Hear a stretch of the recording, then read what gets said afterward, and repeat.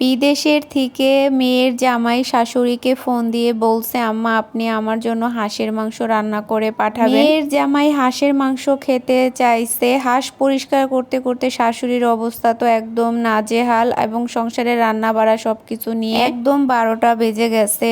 So hello everyone, আসসালামু আলাইকুম। সবাই কেমন আছেন? আশা করি ভালো আছেন, আমিও ভালো আছি। প্রতিদিনের মতো নিয়ে আসছি নতুন আরেকটা ভিডিও। হাঁস খেতে যতটা মজা, পরিষ্কার করতে তার চাইতে 3 গুণ বেশি কষ্ট। হাঁস খাওয়া তো না, মনে হয় একটা বাস খাওয়া। আমার ভাইয়ের তো চলে যাবার সময় হয়ে গেছে, এই জন্য হচ্ছে আমার মেজোপুর হাজবেন্ড মানে আমার দুলো ভাই, উনিও তো সৌদি আরব থাকে। ওইখান থেকে উনি ফোন দিয়ে আমার মাকে বলছে, মা আপনি আমার জন্য হাঁসের মাংস রান্না করে পাঠাবেন। তো কি আর করার, মেয়ের জামাই যেহেতু বলছে সেটা তো করতেই হবে। সেই জন্য মা এখানে 2টা হাঁস কেটে নিয়েছে। এর আগেই হচ্ছে হাঁস 2টো কেটে নিয়েছিল, কোনো রকমে মা পরিষ্কার করে ফ্রিজে রেখে দিছিল। আজকে হচ্ছে আপু এটাকে পরিষ্কার করতেছে। মা হচ্ছে পুরোপুরি পরিষ্কার করে রেখে দিতে পারছিল না, যেহেতু চোখে কম দেখে, যতটুকু পারছিল ততটুকু পরিষ্কার করে হচ্ছে ফ্রিজে রেখে দিছিল। আজকে হচ্ছে আপু এটাকে বের করে মা আর আপু মিলেই হচ্ছে পরিষ্কার করতেছে। হাঁসের ভিতরে হচ্ছে ছোট ছোট যে পশমগুলো থাকে ওইগুলো বাছতে সবচাইতে বেশি কষ্ট। মা আর বোন যেহেতু হাঁস বাছতে বসে গেছে,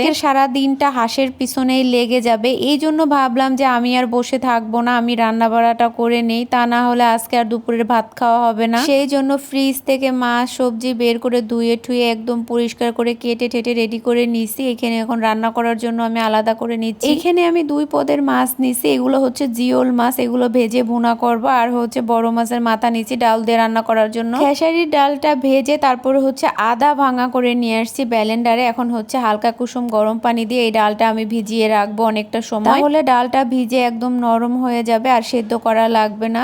মাছের মাথা দিয়ে ডাল রান্না করলে এইভাবেও রান্না করা যায়, আবার কষায় একবারে বসাই দেওয়া যায়। কোনো রকম ভাবেই রান্না করি, তাছাড়া যার যেরকম ইচ্ছা সে সেরকম রান্না করে খায়। ভালোভাবে আমি এটাকে নেড়ে চেড়ে দিচ্ছি, তা নাও দলা পেকে যাবে। ডালটা ব্লেন্ডার করার পরে হচ্ছে কেমন যেন একটা দলা দলা হয়ে যায়, ওটা পানি দিলেও হচ্ছে তেমন ভাবে ছুটে যায় না, ভালোভাবে নেড়ে চেড়ে দিতে হয়। আজকে মাছের মাথা দিয়ে মুগ ডালটা আমার এইভাবে রান্না করতে ইচ্ছা হয়েছে, এই জন্যই হচ্ছে আমি এইভাবে রেডি করে নিলাম। আর আমি পাশের চুলায় মাছটাও রান্না করে নিচ্ছি। সেই দিন যে আমার ফুপু বাড়ির সামনে থেকে আমার ভাই আর আমার ভাইগনা মাছগুলো ধরছিল, সেই মাছগুলোই হচ্ছে আজকে রান্না করতেছি। এইগুলো হচ্ছে টাকি মাছ। টাকি মাছটা অনেকেই পছন্দ করে না, কিন্তু আমার কাছে খুবই ভালো লাগে। আমি ভেজেও খাই, তারপরে হচ্ছে হালকা ভাজা দিয়ে ভর্তা বানিয়েও খাই। আমি বা আমার ফ্যামিলি আমরা সবাই হচ্ছে এই মাছটা খাই। টাকি মাছগুলো ভাজা হয়ে যাবার পর এখানে হচ্ছে খোলসে মাছগুলো ভেজে নিচ্ছি। আমাদের অঞ্চলে এই মাছটাকে খোলসে মাছ বলা হয়, আর আমি খোলসে মাছ হিসেবেই চিনি। কোন অঞ্চলে কি নামে ডাকে আমি জানি না। মাছগুলো ভেজে নেওয়ার পর হচ্ছে আমি এখন বেগুনগুলো ভেজে নিচ্ছি, আর পাশের চুলায় ভাতও আমি বসাই দিচ্ছি। যেহেতু 2 চুলায় রান্না করে 1 চুলায় ভাত বসাইছি, আর 1 চুলায় হচ্ছে আমি তরকারিটা রান্না করে নিব, তাহলে খুব শর্টকাটেই রান্না করা হয়ে যাবে। বেগুনগুলো ভাজার পর হচ্ছে আমি এখন মাছের মাথাটা ভেজে নিছি। মুগ ডাল দিয়ে মাছের মাথাটা আমি সবসময় ভেজেই রান্না করি, কিন্তু অনেকরে দেখছি কাঁচা মাছটা কষিয়ে রান্না করে। আমি কখনোই কাঁচা মাছ দিয়ে রান্না করি না, সবসময় এভাবে ভেজে তারপরে হচ্ছে রান্না করি। তাছাড়া আমরা কাঁচা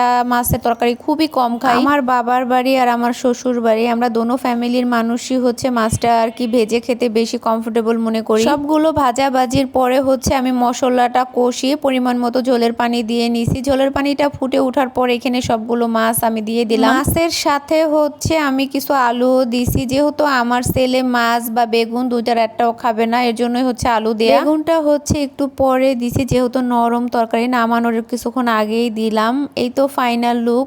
দেখতে কেমন হয়েছে সবাই কমেন্টে জানাবেন। মাশাআল্লাহ খেতেও অনেক মজা হয়েছে। এরপর হচ্ছে আমি মুগ ডাল রান্না করার জন্য মশলাটা এখানে কষিয়ে নিচ্ছি। আমি আমার প্রত্যেকটা ভিডিওতেই সবসময় বলি এই খাবারটা অনেক মজা হয়েছে, ওই খাবারটা অনেক মজা হয়েছে, কিন্তু বিশ্বাস করেন সত্যিই খুব মজা হয়। আর যেটা ভালো সেটাকে তো ভালো বলাই উচিত। মশলাটা কষানো হয়ে যাবার পর হচ্ছে আমি ডালগুলো এখানে দিয়ে নিলাম। এখন এর ভিতরে ডালটা কিছুক্ষণ কষিয়ে তারপর হচ্ছে রান্নাটা করে নেব। বাকি রান্নার ভিডিওগুলো আর নেওয়া হয়নি, পুরোপুরি রান্নার পরে হচ্ছে এখন আপনাদেরকে একটু দেখিয়ে নিচ্ছি। এই যে হচ্ছে ডাল, তারপর হচ্ছে এগুলো হচ্ছে মাছ ভাজা, তারপরে হচ্ছে বউতা শাক দিয়ে আলু দিয়ে ভাজি করছি। প্রত্যেকটা রান্নাই হচ্ছে রুমের ভিতরে এনে রেখে দিছি, এখন পর্যন্ত কেউ খায়নি। সবাই দুপুরে গোসল টোসল করে ফ্রেশ হয়ে তারপরে হচ্ছে খাবে। আমি একটা কথা আপনাদেরকে ক্লিয়ার করি, যারা আমার ভিডিওটা দেখেন, এই ভিডিওগুলো সব হচ্ছে আমার রোজার আগের করা। যেহেতু অনেকগুলো ভিডিও জমে গেছে, এই জন্য হচ্ছে আমি রোজার ভিতরেও একটা একটা করে দিয়ে শেষ করে ফেলতেছি। হাঁসগুলো পোড়ানোর পরে হচ্ছে চুলাটা একদম নোংরা নোংরা হয়ে আছে, এই জন্য হচ্ছে আমি পরিষ্কার করে নিচ্ছি। আজকের ভিডিও এই পর্যন্ত, সবাই ভালো থাকবেন, আল্লাহ হাফেজ।